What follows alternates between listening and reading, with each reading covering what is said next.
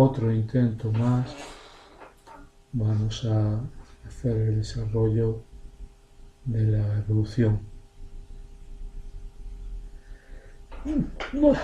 No sé muy bien, porque no lo he practicado, si la evolución del cerebro se entremezcla la evolución del cerebro con la simple evolución. Entonces nos situamos al principio, pero bueno, no es necesario situarse al principio. Nos situamos, diríamos, en... Si es al principio, es pues aquello que es preciso incorporar. Bueno, es preciso incorporar algunos elementos. Todo ser vivo tiene estímulo, tiene respuesta, tiene memoria, tiene valoración, tiene anticipación y algunas cosas más que ahora se me escapan.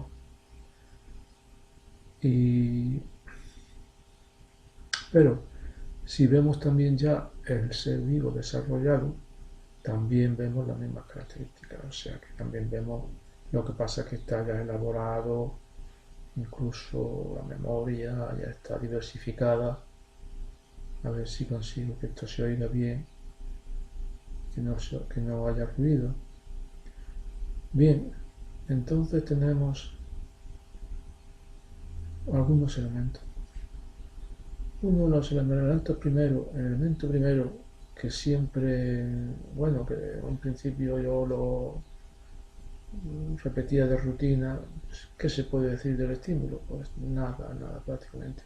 El estímulo que yo ya he dicho en otros vídeos que lo considero como algo general, no como el estímulo específico de la psicología, el estímulo y la respuesta, sino el estímulo es todo aquello que viene del exterior, pero bueno, también del exterior y también del propio cuerpo, también es un estímulo. Todo eso ya es meternos un poquitín más. Pero si se necesita controlar, algún neurocientífico dice, el cerebro es como, diríamos, como el director, dirige todo el organismo, dirige toda la vida. Bueno, pues puede ser, no puede ser. Entonces, si diriges todo, tienes que dirigir el exterior y tienes que dirigir el interior. De hecho, nosotros sabemos que decimos, yo tengo pensamientos, yo tengo sentimientos, yo tengo deseos, yo tengo mi conciencia, no me dicta a mí. Es como algo mío, pero que no se identifica con mi yo. Yo tengo pensamientos, yo pienso, parece que sea una actividad del propio yo y podría ser pensarse como indisoluble del propio yo. Pero yo tengo pensamientos, yo pensé, incluso uno puede ver que uno actúa sobre sus propios pensamientos. Yo ahora decido pensar esto. O yo ahora veo como mi cerebro no está en buena forma y no estoy yo ahora para trabajar pensando sobre tal asunto. Estoy cansado, la cabeza no me funciona bien, o sea que todo eso se convierte en objeto. Nos hemos metido por un camino. Quiere decir que toda la realidad se convierte en objeto. Es necesario, es conveniente que toda la realidad se convierta en objeto. Aquello que no se convierte en objeto, bueno, son palabras muy mayores. Es conveniente que se convierta en objeto para ser dirigido por la cabeza consciente, pero según dicen los científicos, la conciencia dirige una parte pequeña, solo una parte pequeña de la actividad que nosotros desarrollamos se llega a la conciencia, porque ante todo hemos sido seres inconscientes, dice alguno. Pues esto es como la guinda, esto que decimos, el hombre es un ser racional, dice alguno, ser racional, pues eso es como la guinda, lo importante, lo grande, lo misterioso, lo asombroso, no es lo racional, que es lo último, que es como la guinda que se pone sobre el pastel, pero lo grande, lo importante, lo asombroso, ese es el pastel, es el pastel, el gran pastel.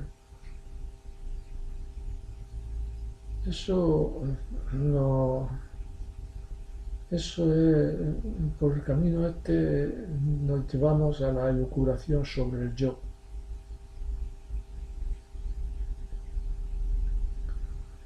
La necesidad dentro de lo consciente, situándonos dentro de lo consciente, el yo no tiene que abarcar, el yo no tiene que tener contenido, el yo tiene que ser como una forma sin contenido.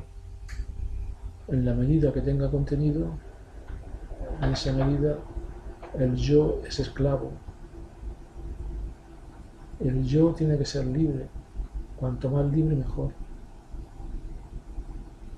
Porque todo tiene que presentarse delante del yo. Cuanto todo se presente delante del yo, el yo no se confunde con ninguna de sus solicitaciones. Si yo tengo hambre, el yo atiende a esa hambre, pero el yo no es esclavo, el yo no tiene por qué obedecer. Si el yo tuviera que obedecer necesariamente al hambre, el yo que es el que dirige, al menos conscientemente, el ser entero, entonces el ser entero dependería del hambre. Eso sería un suicidio, porque satisfacer el hambre no es solo satisfacer el hambre, pero el hambre no tiene en cuenta otras cosas. Por eso el problema no es el hambre, el problema es el conjunto, el problema es la totalidad, el problema es la totalidad de la vida. Ese es el problema. Eso lo tenemos, las pruebas las tenemos todos los días. Yo tengo hambre y entonces voy y robo, o mato a alguien, o tal. Entonces tengo un deseo sexual, lo recuerdo, hay muchísimos casos de un hombre recién salido de la cárcel, pues violó y mató a 2 mujeres policías. No podemos entrar en los interiores, no podemos entrar, pero bueno, podemos hacernos nuestra composición de lugar para nosotros orientarnos. Puede ser ese hombre, puede ser que en algunos casos el deseo sea tan fuerte, que incluso podría hablarse, que es cuando ya se habla del planteamiento psiquiátrico, que es lo que se plantean los médicos y se plantean los jueces. Este hombre era libre, podía hacer lo contrario de lo que hizo, es lo mismo que decir, su yo era libre, yo, estamos hablando de un yo,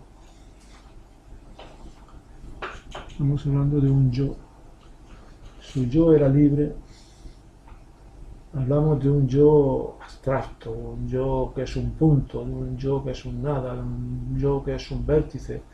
A él confluye todo y él no se casa con nadie, no puede casarse con nadie. En el momento que se casa con alguien está perdido. Él tiene que ser como el entrenador, tiene que ser como el director de orquesta.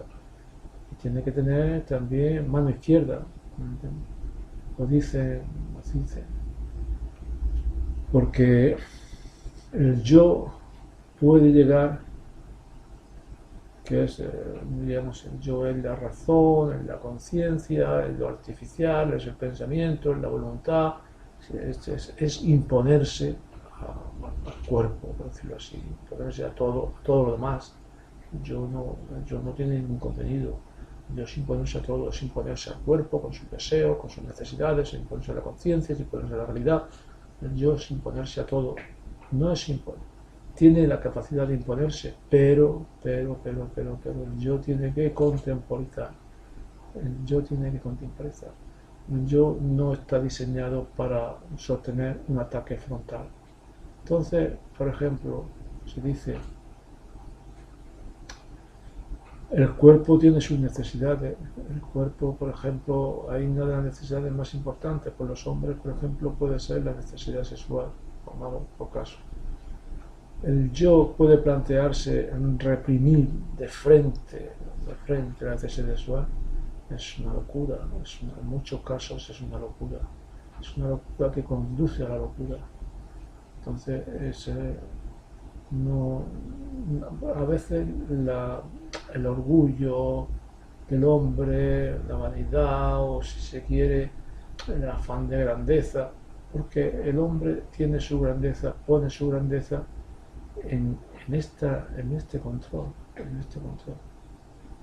De una manera se dice, aunque luego, como tantas cosas, pues luego resulta que de manera práctica, bueno, eso está ahí, tiene su orgullo. Pues, por ejemplo,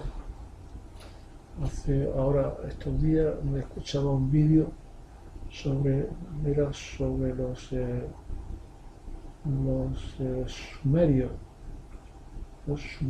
y los sumerios tuvieron una tribu que fueron los amoritas amorritas o amorreos, y dicen de ellos porque los amorreos venían de las montañas, eran pastores, eran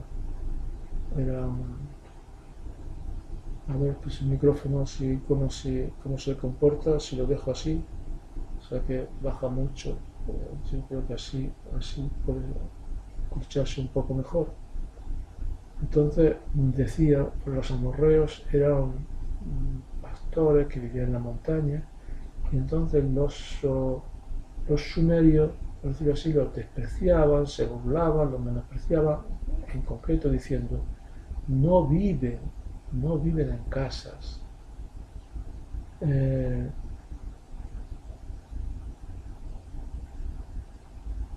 no cuecen, no cocinan, no entierran a los muertos. Hay todo un mundo artificial en el que y recuerdo, por ejemplo, no cultivan, por ejemplo, el cereal, el trigo para comer el pan. Y, y me parece que Ulises, me parece recordar en la Odisea, hablando de ciertos pueblos también, para, para hablar de lo primitivo que eran, a veces dicen, no tienen dioses, no adoran a los dioses, o no comen pan, no comen. Todo eso son signos de civilización. Cuando alguien no se contiene, la contención es la razón es la que se opone a las emociones fuertes, a los instintos fuertes. Cuando no se le contiene se le llama que es un animal, que es una bestia, se ha rebajado. Entonces se tiene, todo eso hay valoraciones dobles, porque al mismo tiempo que lo que se condena, al mismo tiempo también se alaba, o se desea, o se admira, o se echa en falta, pero quizá en su dosis. El problema es, lo que pasa es que eso no está racionalizado, no está organizado. Pero a nadie sin sentimiento, los sentimientos se valoran muchísimo, los sentimientos de unión.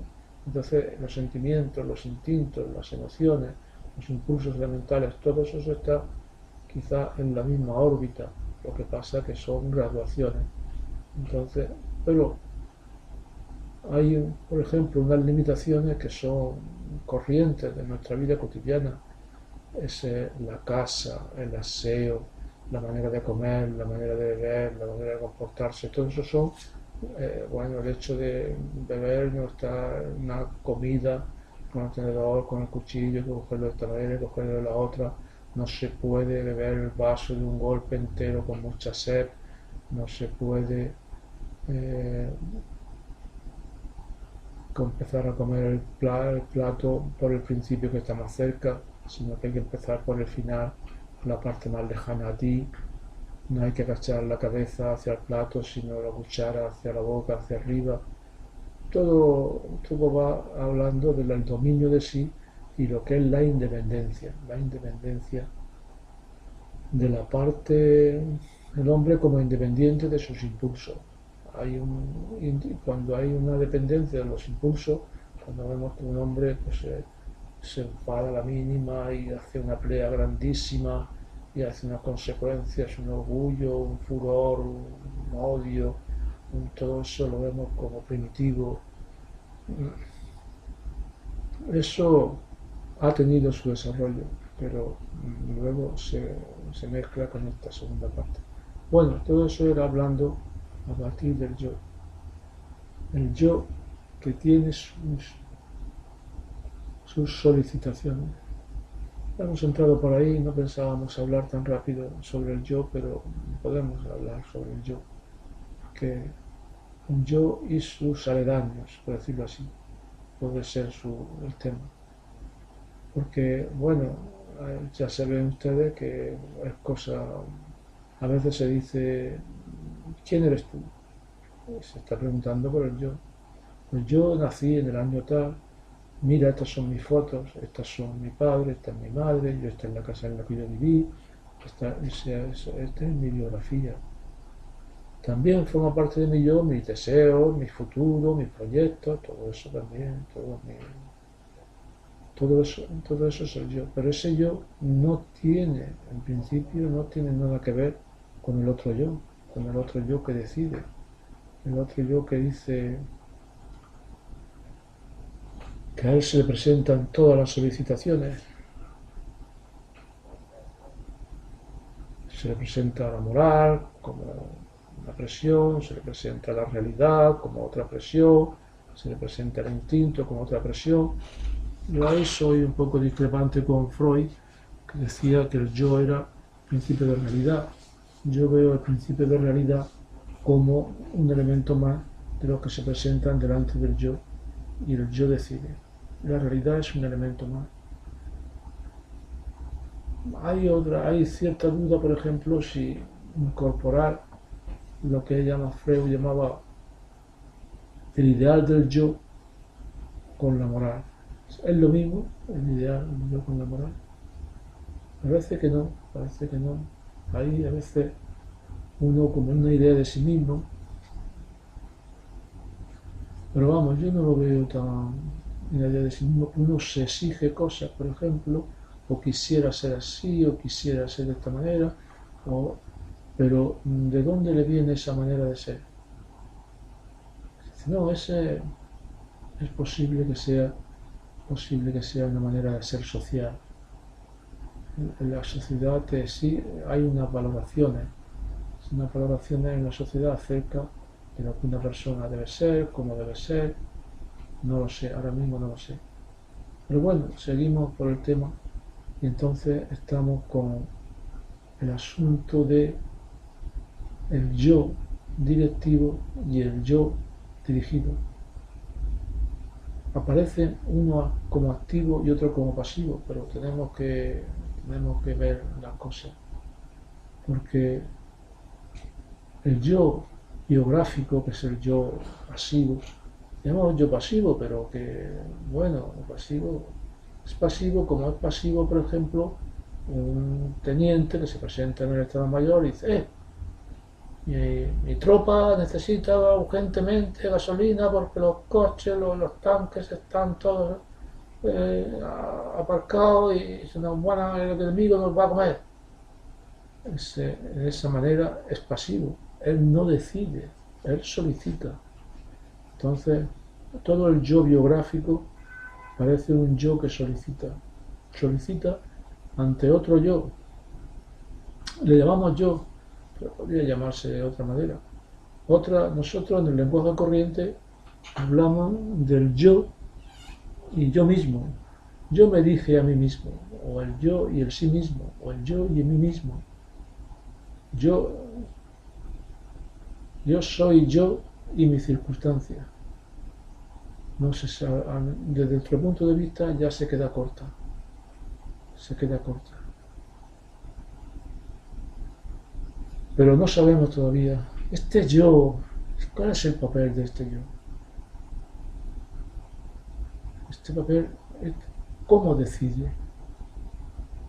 Este yo puede ser vacío, y si es vacío, ¿cómo decide? ¿En base a qué? Bueno, puede ser que sea vacío. Decide en base al mismo yo contenido, al mismo yo biográfico, porque observemos un poco más de cerca cuál es el mecanismo cómo funciona toda esta presentación del yo biográfico que se presenta delante del yo a veces le llamo yo uno, yo directivo, yo director, yo general, a veces le llamo cuartel general. Todavía no he encontrado, porque yo uno queda corto, queda bien, y el otro puede quedar como un yo dos, pero son palabras abstractas que no dicen nada.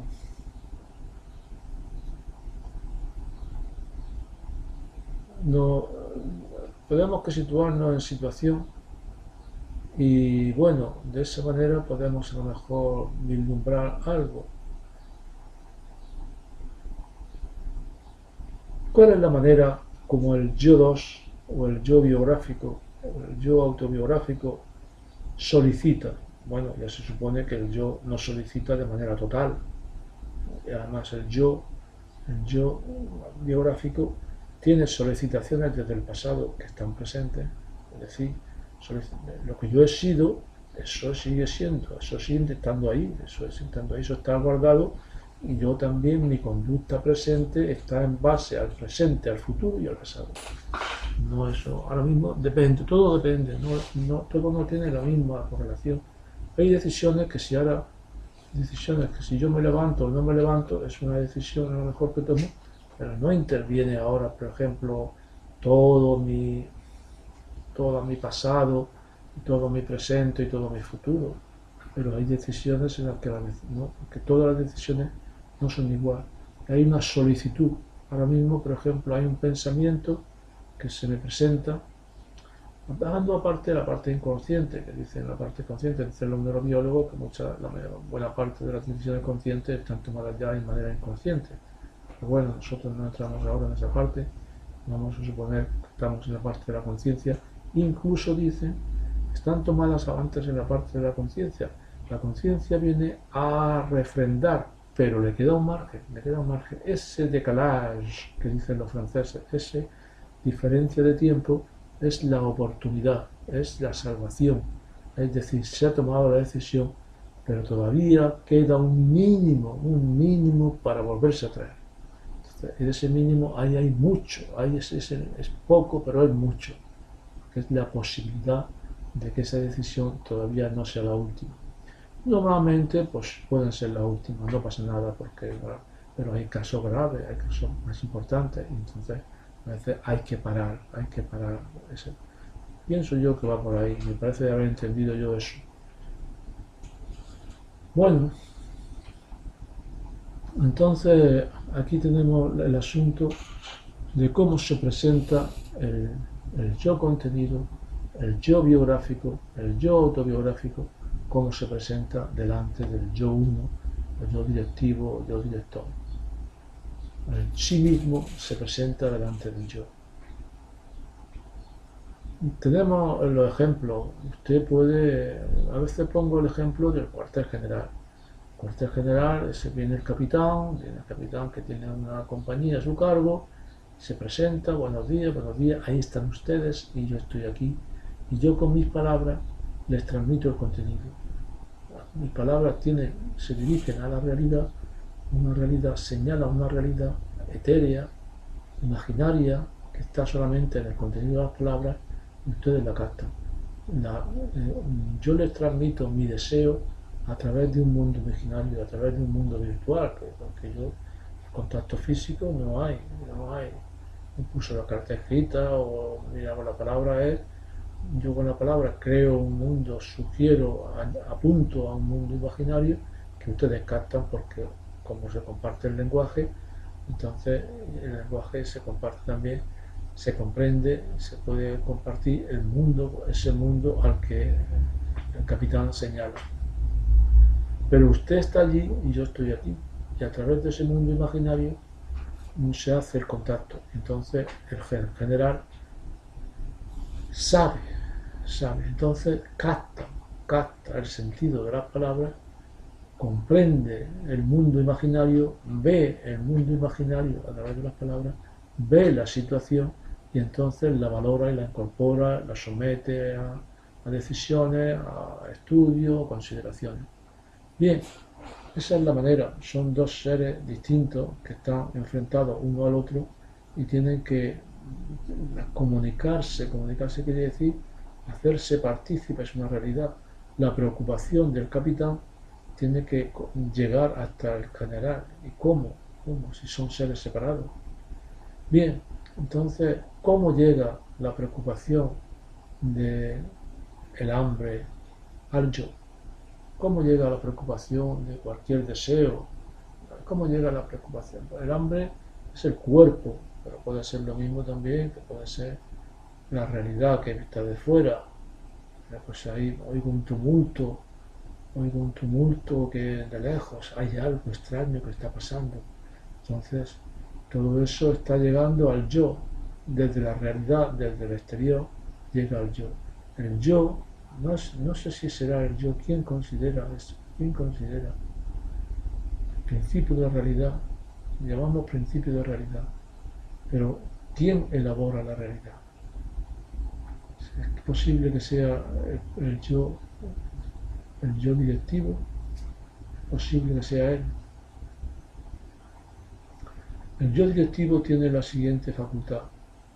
Es posible porque se le presentan los datos de la realidad, pero los datos no son suficientes. Hay unos datos estrictos. Oiga, que yo tengo hambre. Sí, pero tengo hambre. Oiga, que yo puedo hacer mañana tal cosa. Yo me voy a comprometer mañana a hacer tal cosa, pero eso no le llega al yo directivo, le llega al yo uno, y no es cuestión de que el yo uno diga sí o no, pero ¿en base a qué? ¿En base a qué? Entonces, en el yo uno, claro, todo eso son situaciones distintas, muy distintas. El yo uno tiene que entrar, cómo él valora, cómo considera, cómo puede decidir. No hay dos personas distintas que se comuniquen como antes, es una sola persona. ¿Cómo se presenta al yo uno? ¿Cómo se presenta? Decimos que es él mismo que se presenta a sí mismo, pero no es cierto. Bueno, yo no lo sé, no sé si será cierto o no. O cuestiones que parecen como actividades que tienen orígenes distintos y resoluciones. ¿Dónde se presenta? También dónde se presenta, porque una cosa es el yo, otra cosa es,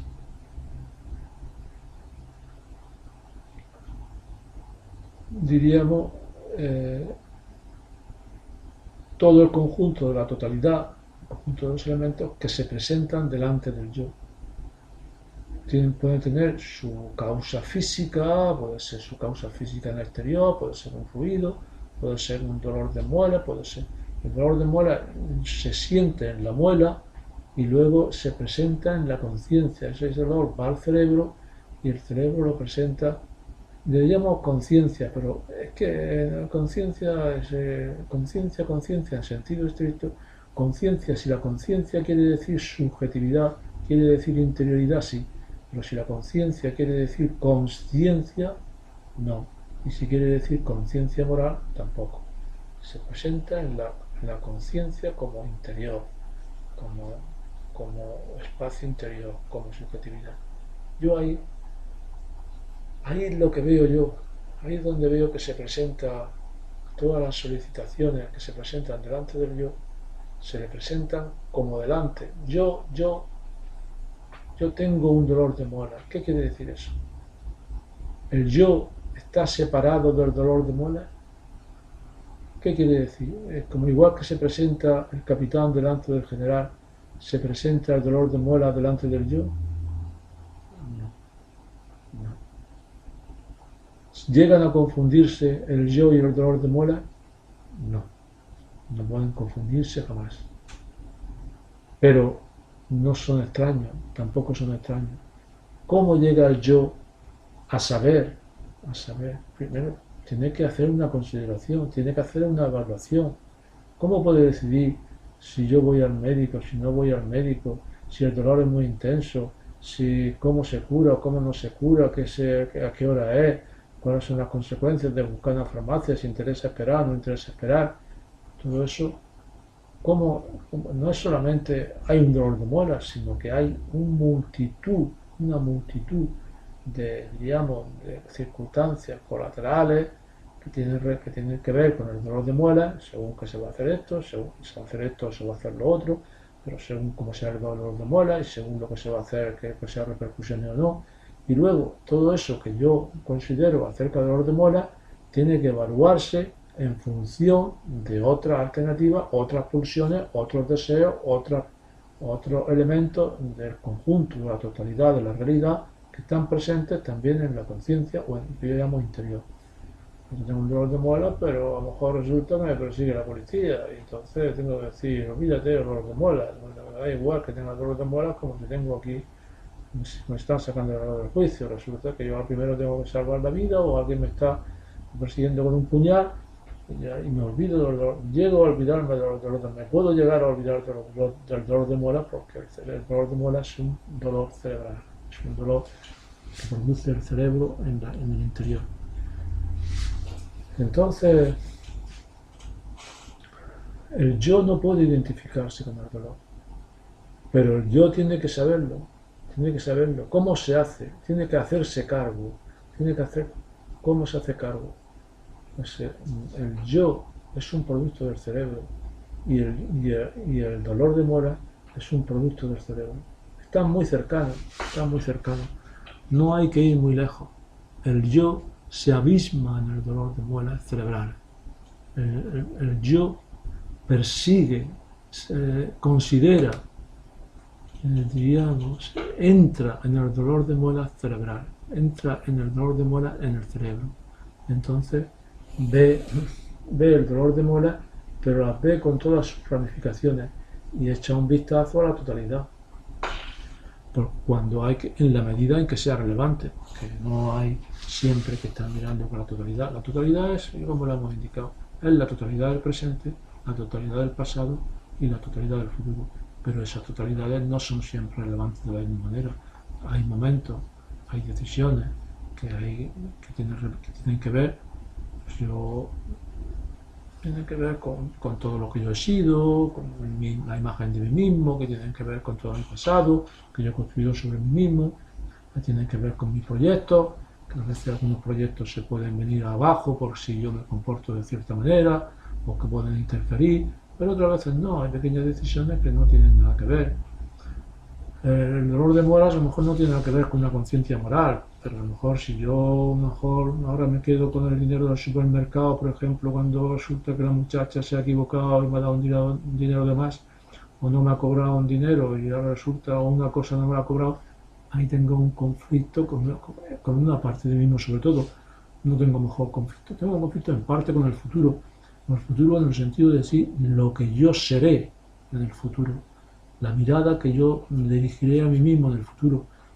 Ahí se mira uno, el yo valora y decide. El yo no es moral. El yo decide, que es moral es solo la conciencia. No sé si el yo lo que mira son los estragos, la deficiencia, lo que va a pasar, si eso me compensa, no me compensan, se imagina el futuro, se imagina las consecuencias. Entonces yo veo que hay la necesidad. ¿Qué hay entre el yo? El problema es el distinguir entre el yo contenido. El yo contenido o el yo biográfico. El yo biográfico no está presente continuamente al yo, pero sí está presente, pero está presente en distintos niveles. Hay un fondo que es mi yo, lo que yo he sido, lo que yo he hecho, lo que yo he pensado, todas las relaciones que he tenido. Todo eso está presente, pero no está presente de manera en primer plano. Hay situaciones presentes que son futuras en cuanto a deseos, proyectos, o a veces el pasado también tiene importancia, porque el pasado, cuando se opone o entra en conflicto con el presente. Pero cuando tengo un dolor de muela, ese dolor de muela, ¿dónde está? Ese dolor de muela, por una parte, pertenece a mi yo autobiográfico. Ese dolor de muela es algo que me ha ocurrido a mí. Por lo tanto, forma parte de mi pasado, de mi memoria, forma parte de mi yo. Pero mi yo que está en el pasado o que está en el futuro no está continuamente presente delante de mí en litigio. Hay de todo ese yo, que es el yo biográfico, hay un yo presente que emerge, hay un yo presente, hay un yo que solicita, hay un yo que demanda, hay un yo conflictivo, porque la vida es un movimiento hacia adelante, es un continuo movimiento hacia adelante, sí, mirando hacia atrás, pero exige continuas decisiones, que tienen que, y decisiones conflictivas, no decisiones de sí o no se hace esto, sino se hace esto, o se hace lo otro, o se hace lo otro, o se hace lo otro, o se hace lo otro. Esas solicitaciones, ¿dónde se presentan? Esas solicitaciones parece que formarán parte del yo autobiográfico, en el sentido del pasado, cuando se han pasado. Pero ahora mismo tiene una urgencia de que eso se lleve a cabo, esa urgencia no la presenta el pasado ni la presenta el futuro.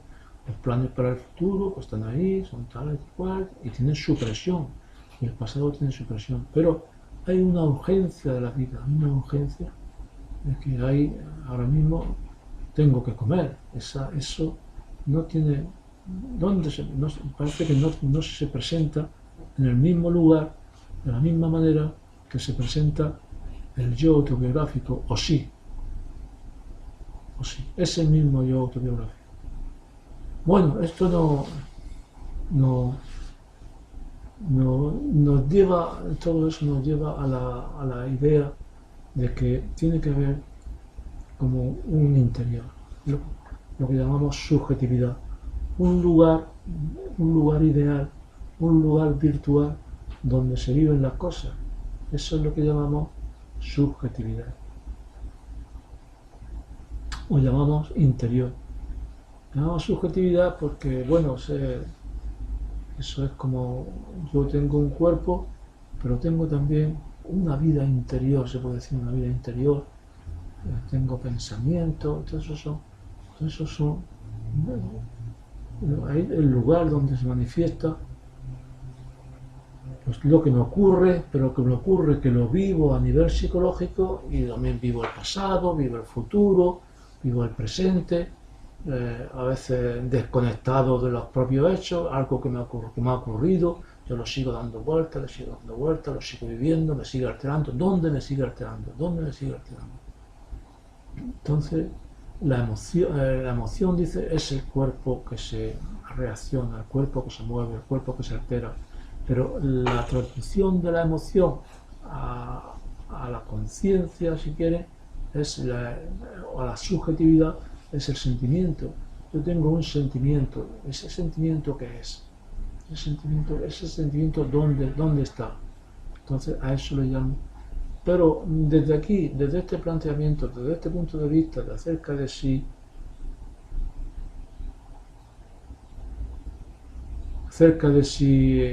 el yo contenido, el yo biográfico, hasta qué punto el yo biográfico es la propia interioridad o no, tenemos ahí queda la cosa un poco difusa, pero sin embargo tenemos otro terreno donde el asunto se nos plantea un poco más con urgencia, y es en el asunto de lo social, el asunto de la relación entre dos personas. Podemos plantearlo con más personas, pero podemos hablar de dos personas. Dos personas tenemos que es un asunto muy grave e importante, el asunto de las relaciones entre las personas. Bueno, de manera esquemática, seguramente quizás se puede hablar de muchos otros matices, eso yo no sé, que otro asunto es complicado, pero se puede hablar de dos maneras, una manera emocional y una manera objetual. Una manera emocional, la emoción es la que, digamos, es una relación de conciencia a conciencia.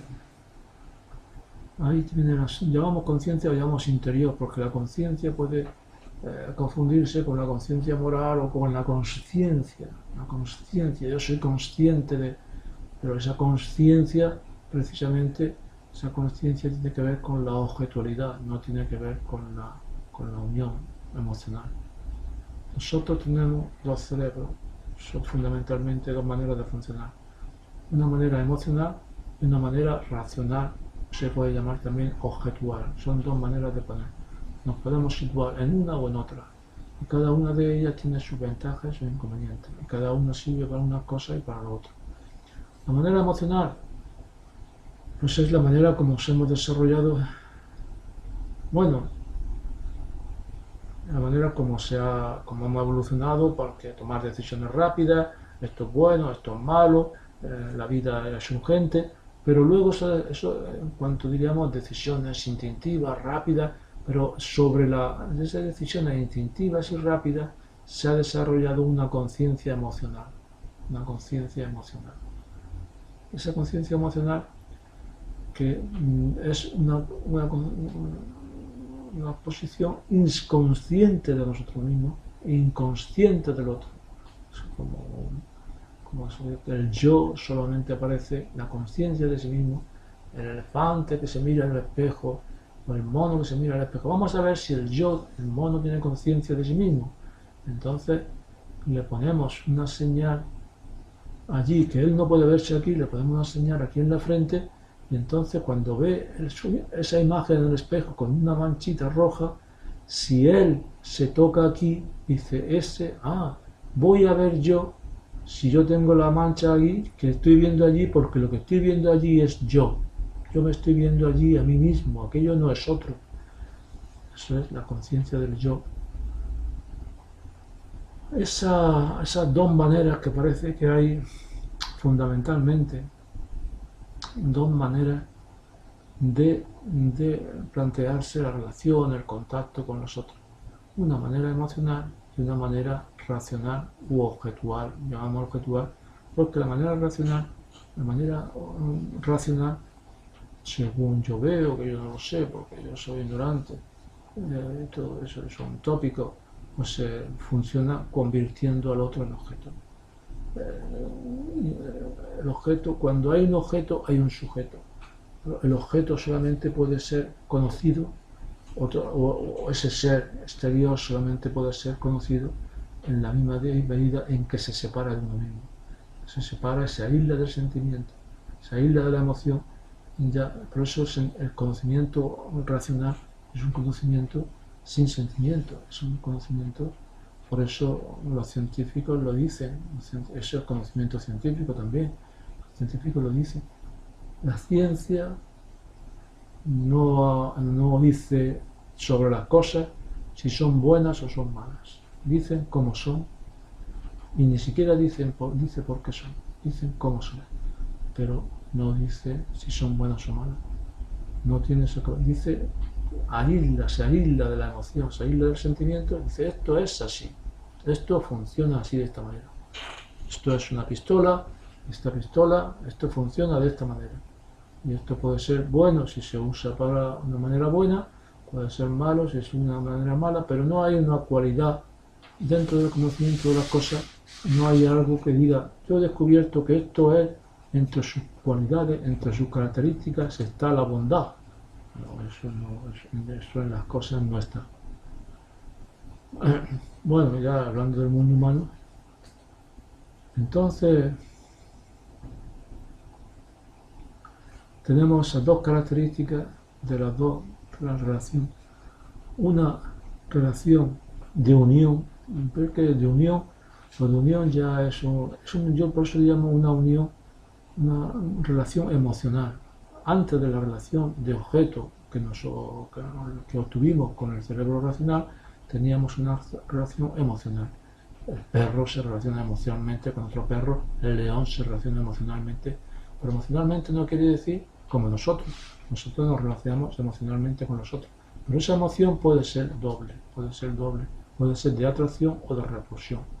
Sentimos atraído emocionalmente hacia la persona con la que estamos a gusto, con la que compaginamos. Esa emoción es grandísima, esa emoción la valoramos muchísimo, esa emoción de unión, que ahora en nuestra cultura reciente se llama amor, o se llama amistad, o se llama amor filial, todo un montón, o se llama solidaridad, o se llama empatía, todo lo que significa unión entre las personas, que eso está valoradísimo, porque la evolución no lo ha hecho así. Entonces hay esa que es muy curioso y muy curioso. Son maneras de funcionar el interior. La manera son emociones. Yo no soy yo, el otro no es el otro. Yo tengo la emoción.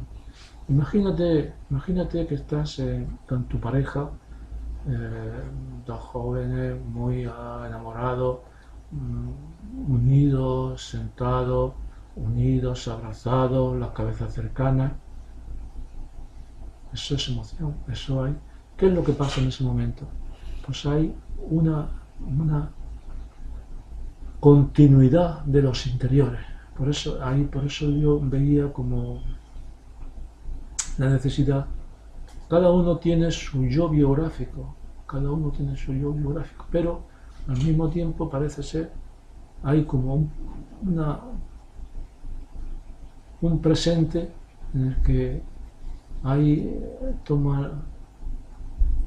toma el mando en cierto cerebro emocional, entonces esa unión se establece por continuidad de dos interiores. Los cuerpos están separados, los cuerpos siguen separados, aunque sean contacto físico, los cuerpos están separados. Sin embargo, hay una unión. Esa unión, ¿en qué consiste? Esa unión es unión de interiores. Y luego, cuando hay una separación, pues hay un dolor fuerte, hay una muerte de un hijo, o un padre, o una madre, hay un dolor fuerte. Ese dolor es el dolor de la rotura de la continuidad, según dicen algunos. Pero no sabemos todavía distinguir si ese yo, si ese lugar, ese interior, es algo separado del yo biográfico, o es lo mismo. El yo biográfico a veces son datos. Una cosa son los datos y otra cosa es el momento en que tú vives esos datos en la conciencia. Bueno, puede ser así. Una cosa muy distinta es la relación de objeto. La relación de objeto es valiosísima, pero la relación de objeto es una relación de individual. Así como la relación de objeto, conocimiento de objeto, es un conocimiento de individuo sobre otro individuo, buscando la independencia y buscando la salvación por la orientación con la realidad del individuo y solamente el individuo. Yo, en la medida en que estoy metido en una relación amorosa, en la medida en que quiero mirar las cosas, saber las cosas cómo van, a dónde conducen, pero desde dentro de una relación amorosa no lo puedo hacer, estoy perdido. Desde dentro no lo puedo hacer. No puedo saber a dónde me conduce porque no tengo perspectiva. Hay que salirse y ver la relación como un objeto. Hay que salirse de la relación, verla desde fuera, y eso no se tiene la posibilidad de hacerlo desde el cerebro emocional. Ahora, hay una dificultad que el cerebro emocional nos une y nos separa, pero es lo mismo que se dice, por ejemplo, en ustedes, el odio está muy cercano al amor. El odio, aparentemente el odio es lo opuesto del amor, no es lo opuesto del amor, porque el odio está dentro del cerebro emocional. Entonces es más fácil que dentro del mismo cerebro se pase del odio al amor, porque no es más que pasar de una posición a otra del mismo cerebro. Pero es más difícil, lo opuesto al amor es la indiferencia, la frialdad. Esa es la mirada desde el cerebro racional. Eso es lo verdaderamente opuesto al amor. No solamente opuesto, sino que incluso nosotros podemos fomentar en nuestra vida cotidiana la emoción o podemos fomentar el pensamiento frío, racional. Y en la medida en que fomentamos el pensamiento frío y racional, en esa medida diríamos que quitamos emoción de todo. Se pueden ver las cosas desde un punto de vista frío, aunque eso y eso da lugar pues, a modos distintos de funcionar, porque las dos cosas se oponen. En la medida, por eso se dice, por ejemplo, los intelectuales son cobardes, por ejemplo. ¿Por qué? Porque la pasión es ciega, la pasión Entonces, y si se quiere actuar con arreglos motivos racionales, los motivos racionales rara vez son suficientes. Pero aunque se vean, son comprensibles, son circunstancias, las personas son así, y no sé, el motivo para actuar siempre puede ser la pasión, es de manera irracional. Bueno, algo de esto hay, pero no sabemos muy bien. Pero como ya llevamos 50 minutos, no pensamos que ya le hemos castigado a usted bastante y que dudamos mucho, aunque nos alegraríamos si alguien consiguiera llegar hasta el final.